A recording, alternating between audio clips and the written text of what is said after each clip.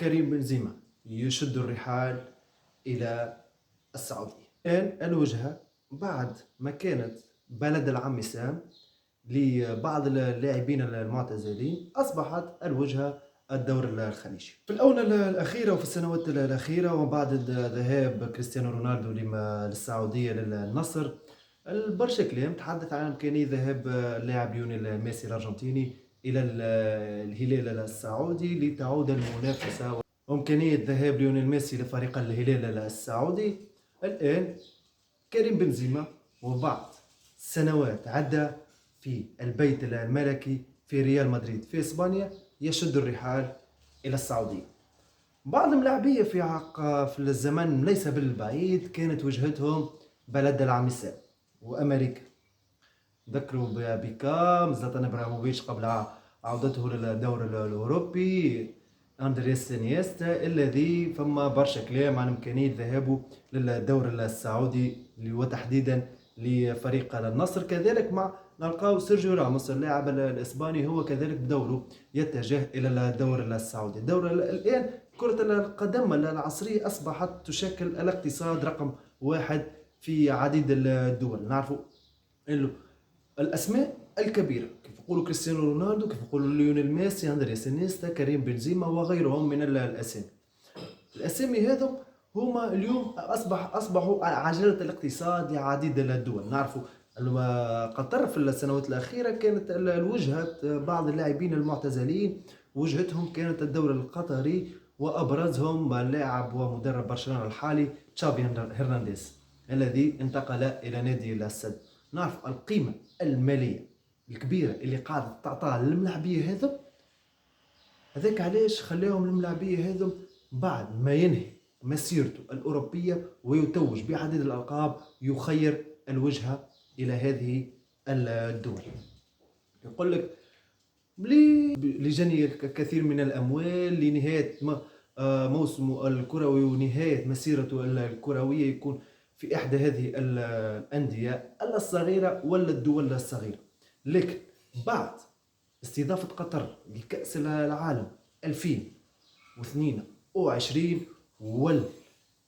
والنجاح العالمي الباهر الذي قامت به من دولة قطر حقيقة من كل الجوانب، من جوانب تنظيمية، من بنية تحتية، من أندية، من كل الجوانب قطر نجحت نجاح كبير وكبير جدا في كأس العالم فارط.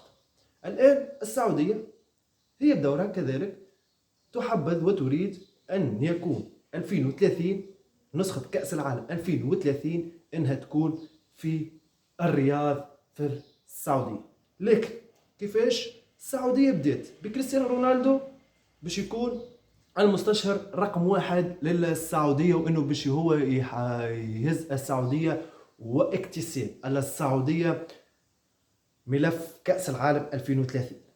كذلك ليونيل ميسي وعودة ليعود الأسطورين ويعود الكلاسيكو بين الدول كريستيانو رونالدو وليونيل ميسي للإشعاع مرة أخرى، لكن ليس في إسبانيا وليس في أي دوري أوروبي بل هناك في الخليج العربي في السعودية.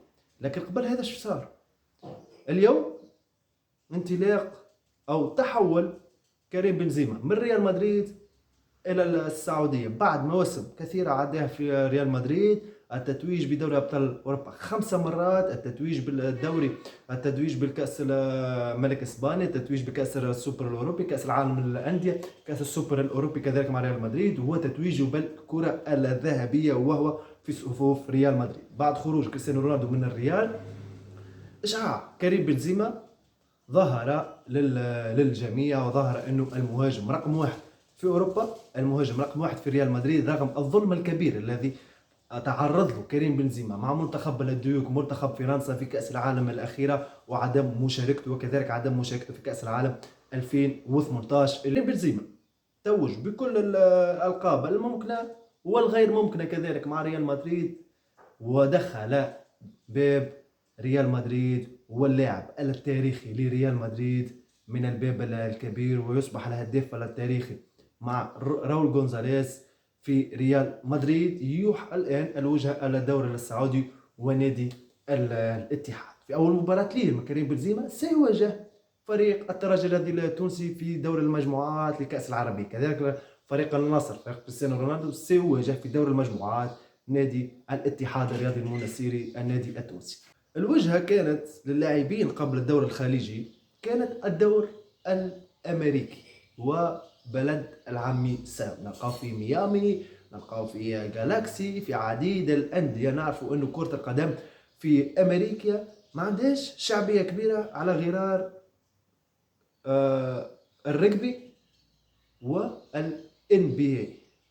وفريق ميامي اللي يملكه اللاعب الظاهرة واللاعب الكبير الإنجليزي دافيد بيكام، اللي قال كل اللاعبين باش نهزهم للدور الأمريكي. وكان البروجي اللي كان عند بيكام في الآونة الأخيرة كان انه يجمع كل من كريستيانو رونالدو وليونيل ميسي في فريق وحيد. لكن مع دخول النصر على الخط وجلب كريستيانو رونالدو بالمبلغ المالي الكبير، وكذلك الآن الهلال يريد جلب ليونيل ميسي بمبلغ صادم.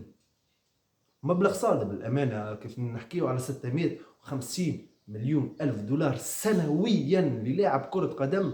هذه الأموال الطائلة اللي تحط للاعبين كرة القدم اليوم. نعرفوا أنه خاصة دول الخليج ولا عندهم ميزانية كبيرة من الأموال قاعدة تدفع برشا على الملاعبية هذه، والقيمة التسويقية اللي جايبها كريم بنزيما وكذلك اللي جايبها سيرجيو راموس واندريس انيستا وعديد اللاعبين مع البنية التحتية الممتازة مع التحكيم الرائع مع البطولة القوية. كذلك نلقاو أيمن دحمان اللاعب التونسي حارس النادي الرياضي الصفاقسي يتوجه رسميا إلى الدور السعودي. اليوم برشا أموال برشا أموال برشا أموال. هذا الكل علاش؟ لكسب كأس العالم 2030.